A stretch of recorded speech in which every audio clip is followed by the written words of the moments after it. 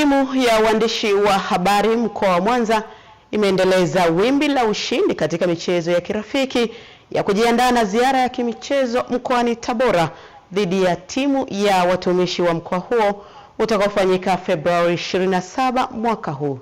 Tuiangazie taarifa hiyo.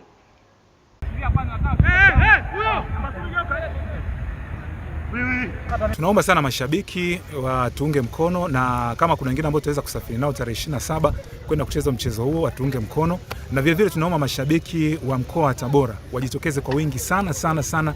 Mchezo utachezwa tarehe 27 bila shaka katika uwanja wa Ali Hassan Mwinyi pale Tabora mjini.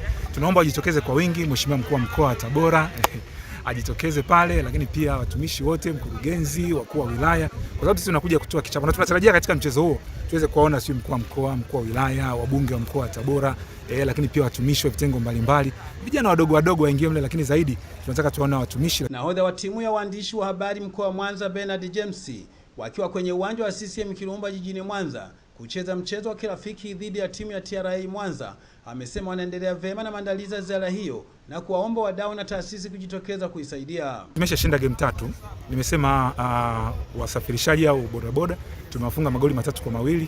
Tumeenda na timu ya watumishi halmashauri ya kule Busega tumewafunga magoli 2-1.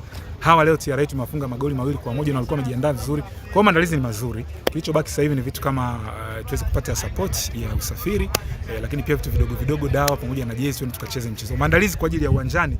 Sisi kama tumeshinda game 3, tayari maandalizi ni mazuri. Mmoja wa viongozi wa timu ya TRA Mwanza Morgan Isidori amesema makosa ambayo yamejitokeza katika mchezo huu na kufungwa na timu ya waandishi wa habari mkoa wa Mwanza mabao 2-1 yatafanywa marekebisho kwenye uwanja wa mazoezi. Timu yetu bado inakosa ile tunasema physical fitness. Bado wachezaji wa timu ya TRA Mwanza inahitaji mazoezi ya nguvu, kuwa na ustahimilivu uwanjani ili kupata matokeo chanya. Kwa hiyo hilo mwalimu ameshaliona na alifanyia kazi. Tunaamini kwamba katika mechi zijazo tutakuwa tumeshalipatia na ufumbuzi na kuweza kutoka katika matokeo ambayo ni mazuri zaidi. Nahodha wa timu ya TRA Mwanza Shabani Mpiga baada ya kumalizika kwa mchezo huo wa kirafiki amesema licha ya kufungwa lakini wataendelea kujipanga na michezo mingine, huku mmoja wa wachezaji wa timu ya waandishi wa habari mkoa wa Mwanza akisema mchezo ulikuwa na ushindani. Tunamshukuru Mwenyezi Mungu, mechi imemalizika salama, tunaweza kuibuka ushindi.